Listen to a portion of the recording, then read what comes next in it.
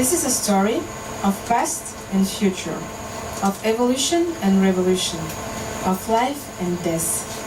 This is a story of a century war that we humans have been fighting against them bacteria.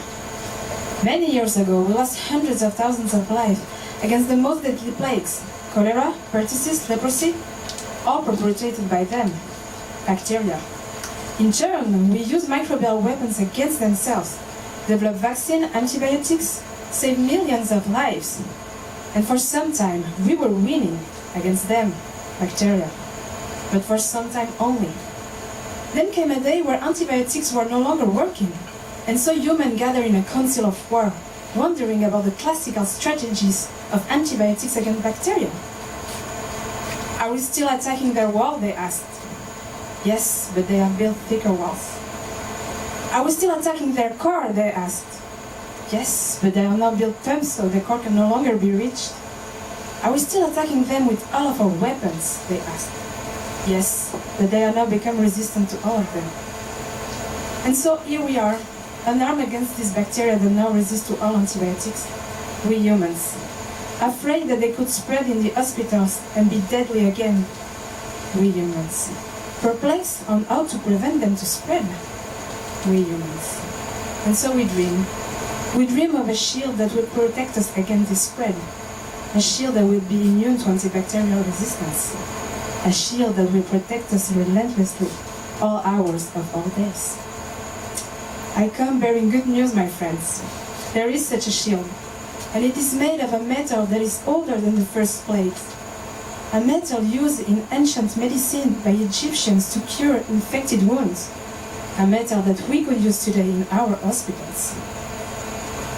Copper. Copper kills bacteria by simple contacts, destroying their wall, destroying their core. Copper kills even the superbacteria, and copper kills 24/7.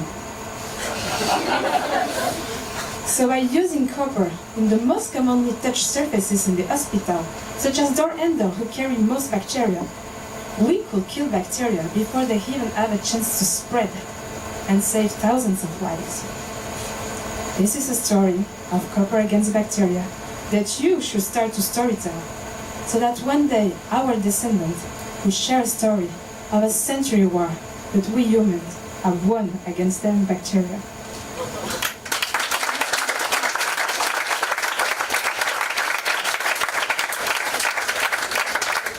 Thank you very much, Laura. Now we have time for questions from the jury. So, that sounds... Here we are. That sounds too fantastic to be true. I mean, if it's that simple, why haven't we come up with it already? It's an excellent question, and in fact, some hospitals are using it right now. Either they use pure copper, but there have been stories about stealing it to resell it, or they use alloys with a high quantity of copper, and it has shown to decrease infectious rates in the hospitals. But here in Switzerland, we are still a bit behind for a lot of reasons. For instance, it doesn't look as good, as sexy as inox. So it has been reported actually that there are 9 heavy metals that can actually kill bacteria or bactericidal. Do you know what other metals that are beneficial like copper, and what exactly is the mode of action, how they kill bacteria? Okay, so for copper, it's a relay mechanism called contact killing. There are other heavy metals such as silver, for instance. But in fact, copper is the only metal that has been certified by the agents of protection, Environmental Protection Agency in the US as an antimicrobial agent. The others have not this stamp of approval, and they are much more toxic to human cells compared to copper.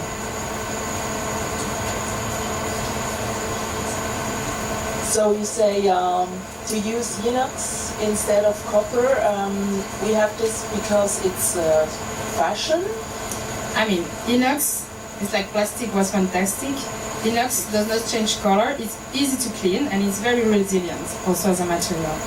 But with copper, the issue that some people may have in our countries is that it will change color, it will oxidize, so it won't look clean.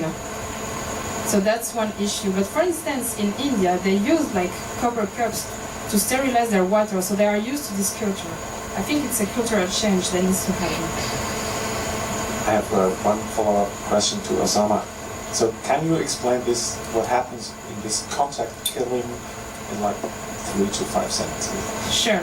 It's still a bit controversial, but what happens when a bacteria enters in contact with copper is that copper ions are imported into the bacteria.